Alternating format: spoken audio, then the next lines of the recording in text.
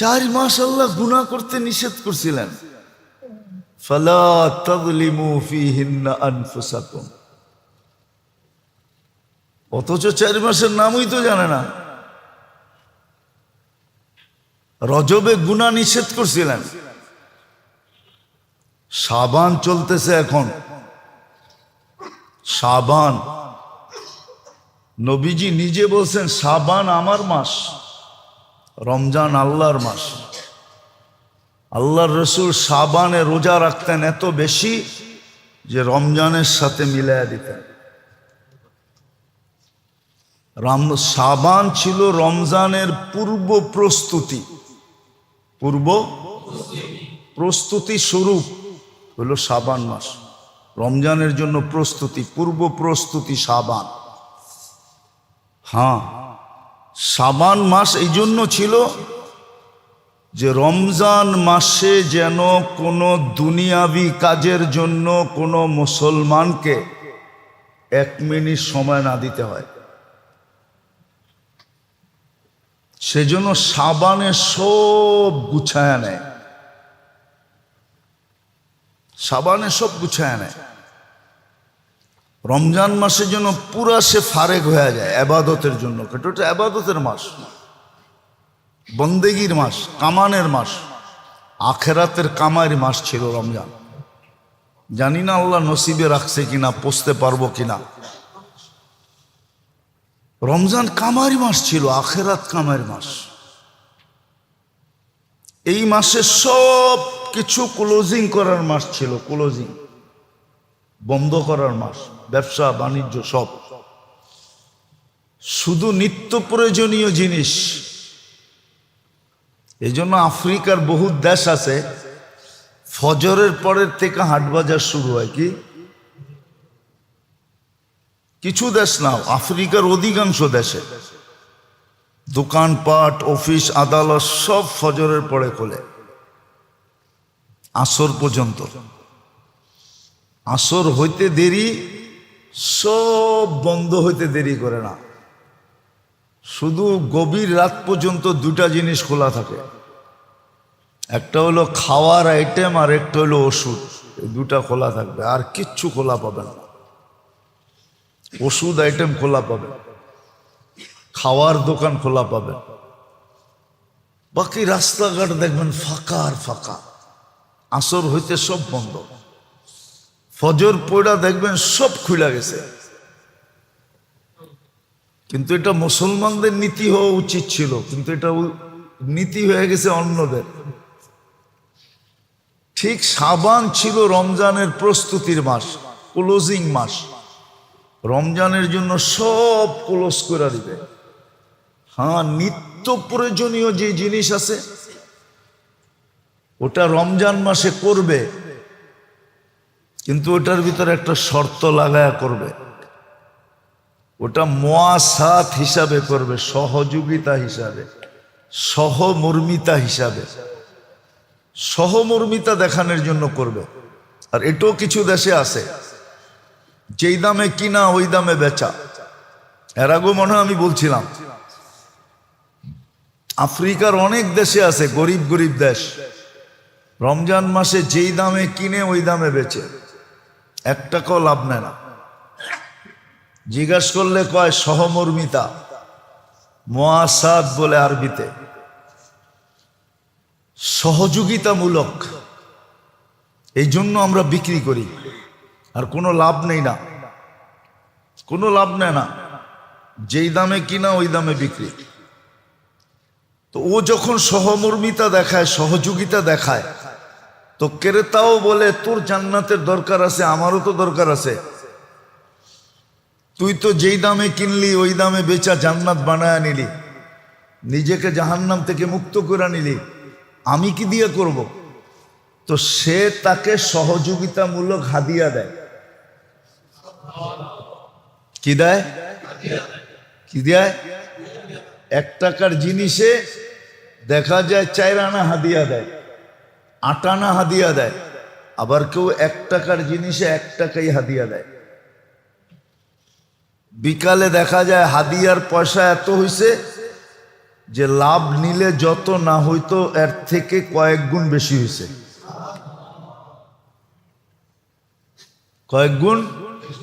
দুজনেরই জান্নাত কমপ্লিট, ক্রেতারও জান্নাত কমপ্লিট, বিক্রেতারও।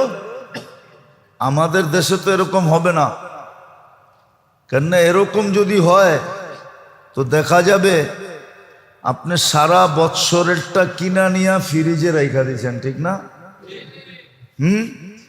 কি? হ্যাঁ, নাহলে ঘরে গোডাউন বানায় ফেলছেন, ঠিক না? হ্যাঁ, আমাদের দেশে তো এই সমস্যাটাও আছে, কিন্তু ওই দেশে এই সমস্যা নাই। প্রয়োজনের থেকে 1 টাকা বেশি নিবে না। কিন্তু আমাদের দেশে যদি হয় না, তাহলে পুরা দোকান যে কিনা ফেলাইব, কয় তুই বাইর টাকা যা। হ্যাঁ, ও নিজেই ওই দোকানে বইয়া 3 গুণ দামে বেচা শুরু করব। আমাদের স্বভাব তো এরকম। হ্যাঁ, কিন্তু আবার করতে করতে হইতে পারতো, করতে করতে হইতে পারতো। ওটার একটা যুক্তি আছে, তরতিব আছে, যদি কেউ করতে পারে। কিন্তু করা করে নাই বা করতেছে, হয়তো আছে কোথাও, খুঁজলে পাওয়া যাবে। একবার আমি খবর পাইছিলাম ফরিদপুরে যে আছে।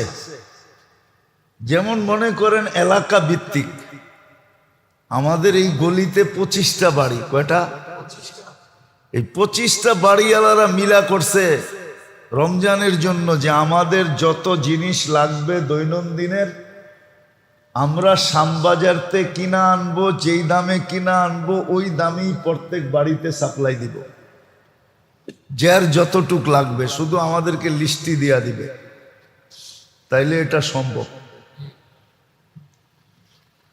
সোসাইটির ভিতরে যদি কেউ তৈরি হয়ে যায়, একটা গ্রুপ তৈরি হয়, জামাত তৈরি হয়, যে আমাদের এখানে দৈনন্দিন যাটা লাগবে ওটা আমরাই কিনবো, আর যার যতটুক লাগবে অতটুকুই কিনবো, ডেলি আমরা আনবো, আর সবার বাড়িতে নিজ ইচ্ছায় সাপ্লাই দিব। এটা করলে সম্ভব, এটা করলে সম্ভব।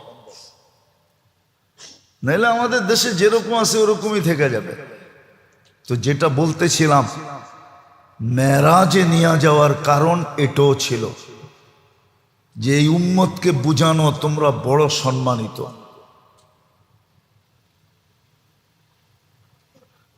তোমাদেরকে নিয়ে আল্লাহর জন্য তো এই শব্দ শোভনীয় না, আল্লাহর জন্য এই শব্দ শোভনীয় না, কিন্তু বুঝানোর জন্য বলতেছি। যে আল্লাহ বলে, বাংলার একটা শব্দ বলতেছি যে আমি সমস্ত উম্মতের ভিতরে তোমাদেরকে নিয়ে বড় গলা করছি, বড় গলা। যদিও শব্দটা আল্লাহর জন্য শোভনীয় না, বড় মর্যাদা তোমাদেরকে দিছি, এটা যেন কোনো মতে ক্ষুণ্ণ না হয়, দাগদার না হয়, কখনো যেন এটার উপর আঙ্গুল না ওঠে। এই জন্য নবীজিকে নিয়ে দেখায় দিয়েছেন। নাইলে সবজি এলার থেকে ডেলি 100 টাকা নেওয়া, এটা কোন যুক্তিতে? ও কি ওই রাস্তার জায়গার মালিক? ও যে বারাটিয়া বানায় নিল যে তুই আমার বারাটিয়া, ডেলি 100 টাকা দিবি, কেন? এটা আমার এলাকা। মনে হয় বোঝেন না, হ্যাঁ বুঝছেন? এতিমের মাল খাওয়ার ভিতরে এটাও আছে, সবলরা দুর্বলের মাল খায়া ফেলায় না, নিজের মনে করে, ওনার অধিকার মনে করে। অধিকার, এটা আমাদের অধিকার, আমাদের অধিকার। আবার বলেও আগে দিতে পারলে এখন দিতে পারবে না কেন? ও প্রমাণ করে আগেরটা যেরকম আমরাও এরকম। আগা আর পিছার ভিতরে কোনো পার্থক্য নাই, প্রমাণ করতেছে মুখ দিয়া। আগে তো দিতেন, এখন দিবেন না কেন? ও তাইলে আগে আর পিছে সমান, ঠিক না? রাগ হয়ে যান না কেউ, বুঝতে চেষ্টা করেন, কাজে দিবে। আর নাইলে কিন্তু কালকে পস্তাইতে হবে। ওই দিন বেশি দূরে না। কোরআন নিজেই বলে তারাউনাহু বাঈদা ওয়া নারাহু করিবা। তোমরা ভাবতেছো দিনটা অনেক দূরে, দিনটা বিলকুল কাছে। কতটুক কাছে? কইছে সেরা কানালিক, তোমার জুতার ফিতা যেরকম কাছে ওই দিনটাও এরকম কাছে।